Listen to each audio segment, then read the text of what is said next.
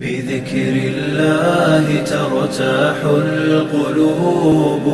وتنزاح المتاعب والكروب وتنزل رحمة الغفار غيثا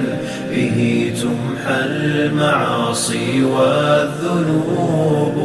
وتنفتح البصائر بعد غين فتنكشف الغياهب والغيوب وينسى ظلم من ظلموا وتشفى جراح في الفؤاد لها ندوب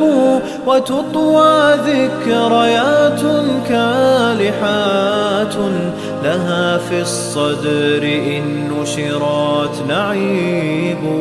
بذكر الله ترتاح القلوب وتنزاح المتاعب والكروب